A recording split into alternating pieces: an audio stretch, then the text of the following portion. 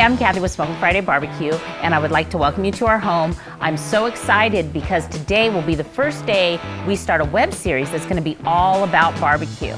And on today's episode, we're going to be talking about smoking versus grilling, how it affects the meat, when should you use it, and I'm really excited, so let's get started.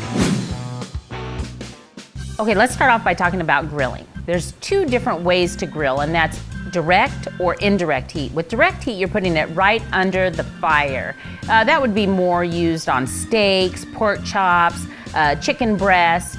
And then the indirect heat is going to be a bigger cut of meat that you want it to slow cook. So if you have your barbecue, you're gonna move it away, you're gonna close your lid down, and that is gonna be a way to slow cook it because it's gonna be too big to cook it in the middle and get it to the degrees you need to.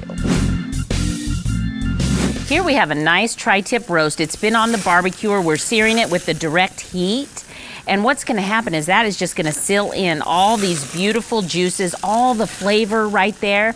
Now this is going to be raw inside, so you really have to slow cook it with the indirect heat.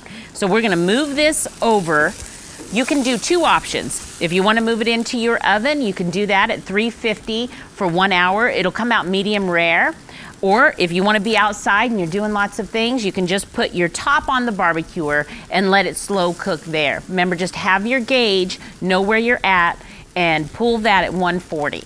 And that you will have the best tri-tip sandwiches, tri-tip roast, whatever you want to use that for dinner, it's delicious.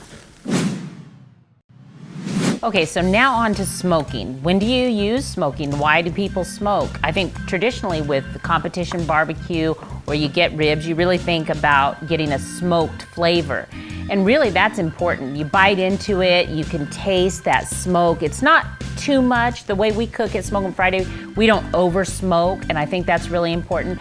But a mild smoke to the brisket, your ribs, your pulled pork.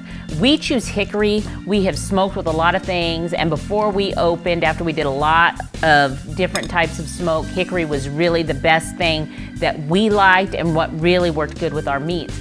And by smoking it, what happens is, other than just putting it in the oven, you really get a good bark. You get a slow cook. We cook it 2 to 250.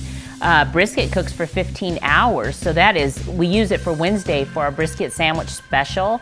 And boy, you can just really taste all the flavors on top, the smoke in the middle, makes it so tender. So if you just have some patience and get out there, find what you like best, then you're gonna have juicy barbecue that tastes so good with that smoky flavor. You're gonna really enjoy smoking. So take it on because you will love it.